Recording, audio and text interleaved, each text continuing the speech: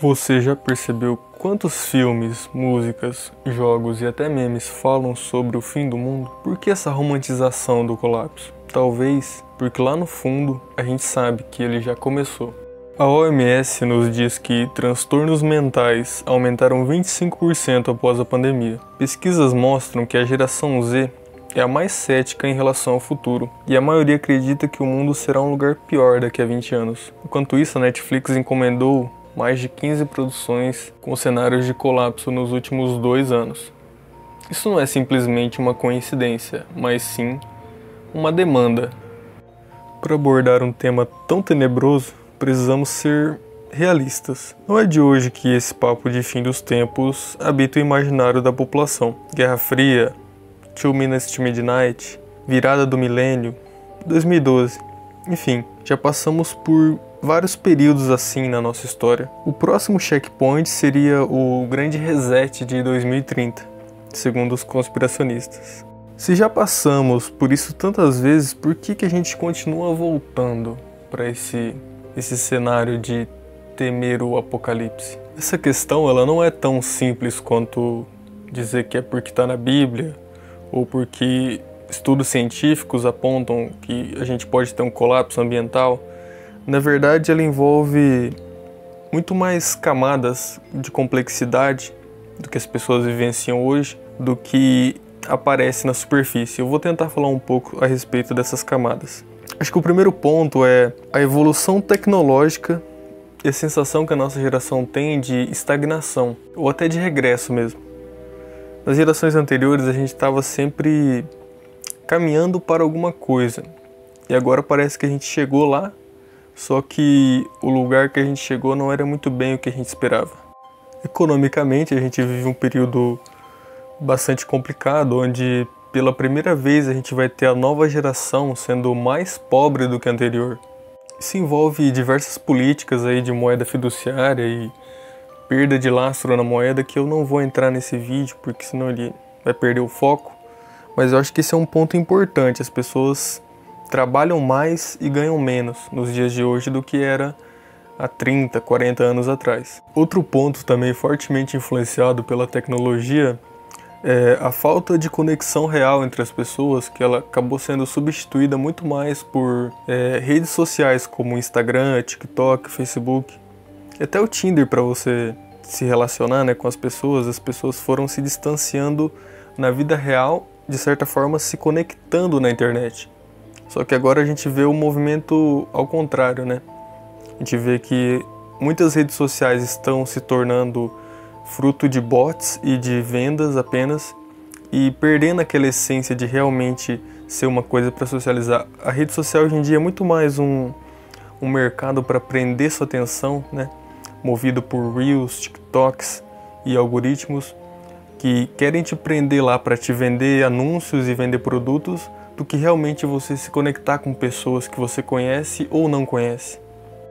Outros 2 pontos que dá pra gente juntar em praticamente um é o mercado de trabalho se tornar cada vez mais competitivo, com as faculdades sendo amplamente distribuídas para as pessoas e elas percebendo que de fato não tem demanda para tantos cursos superiores, e juntamente com o fato da inteligência artificial hoje em dia já conseguir realizar muitas tarefas. No futuro tem-se uma previsão de que ela vai poder realizar muito mais tarefas e teoricamente a inteligência artificial estaria roubando o emprego das pessoas ou deixando elas mais pobres, porque para o negócio, para um empreendedor, é mais lucrativo ter uma IA fazendo uma coisa do que uma pessoa que pode ter muitas variáveis que podem impedi-la de realizar o seu trabalho, enquanto a IA só precisa da internet, da energia e que o sistema esteja funcionando, né?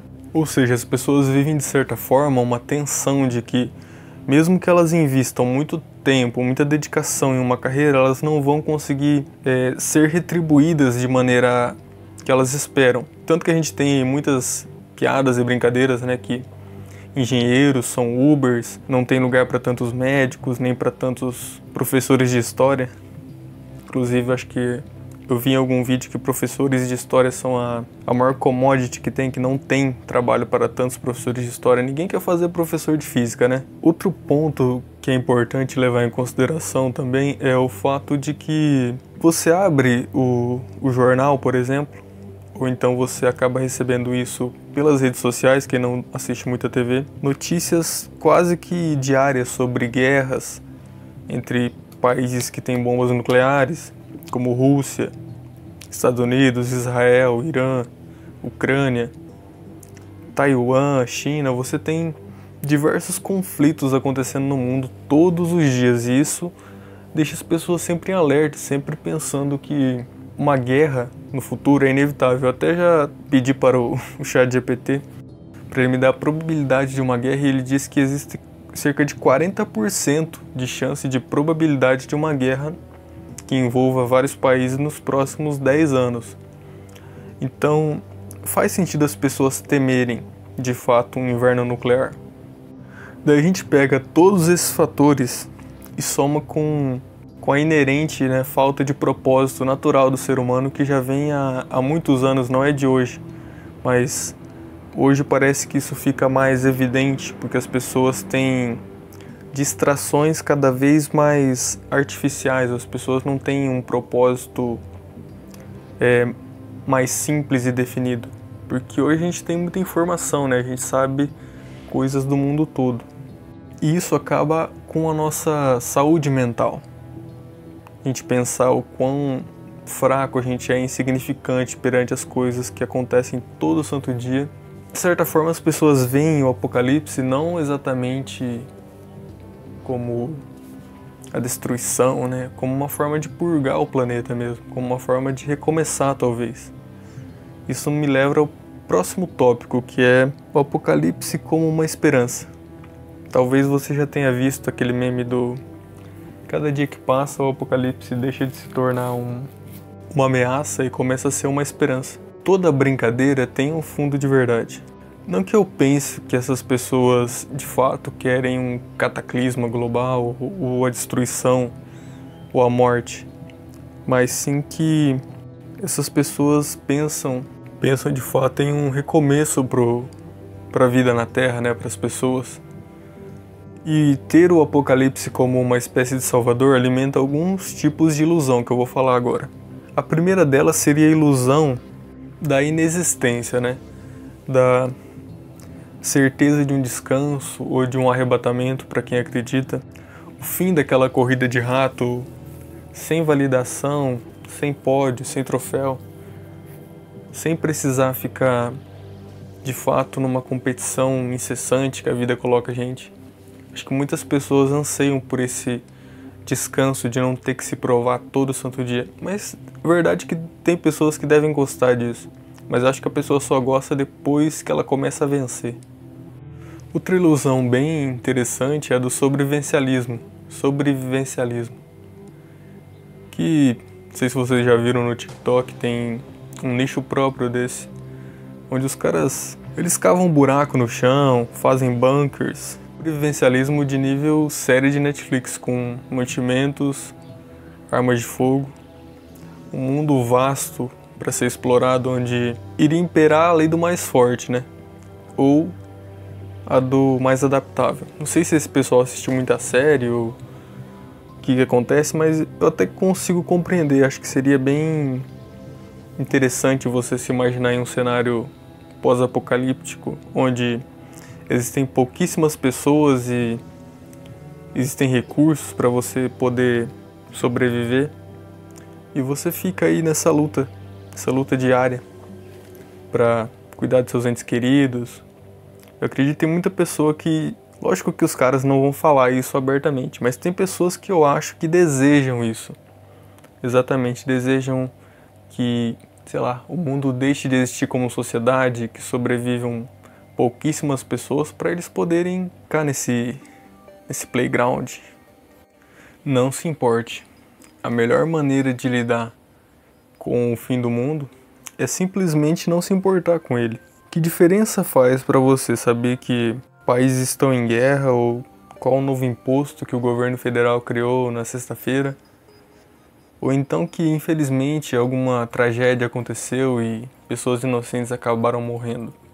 Seja um pouco egoísta e reconheça que isso não vai fazer diferença na sua vida. E que você não tem controle nenhum sobre isso. Você não tem poder para fazer absolutamente nada. Já dizia Epicteto e Marco Aurélio há mais de 1000 anos que certas coisas você tem controle e outras você não tem. A maioria você não tem. A única diferença dos dias atuais para a época desses filósofos é que hoje em dia a gente tem acesso a muitas informações do mundo todo, quase que instantaneamente. Então a gente tem a ilusão de que, sabendo dessas coisas, a gente vai ter algum tipo de controle, como se rezar para a paz no mundo fosse resolver o problema das guerras, ou pedir por mais justiça fosse colocar os políticos na cadeia. Mas no fundo isso acaba sendo mais uma masturbação mental do que realmente algo que possa ser transformado em realidade.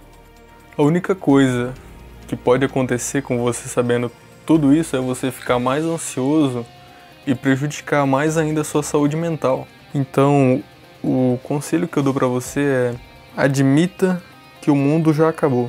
Talvez não seja um fim impactante com um inverno nuclear ou com um meteoro caindo e matando todo mundo no estilo dinossauros. É bem mais provável que ele seja lento e gradual e que as pessoas nem percebam ele acontecendo. Então não se preocupa demais. Mas por via das dúvidas, é melhor você fazer aquele curso de sobrevivência que você viu no TikTok. Só não vai escavar o quintal da sua avó para construir um bunker. Provavelmente ela vai pensar que você está sob o efeito de drogas e afastado da igreja.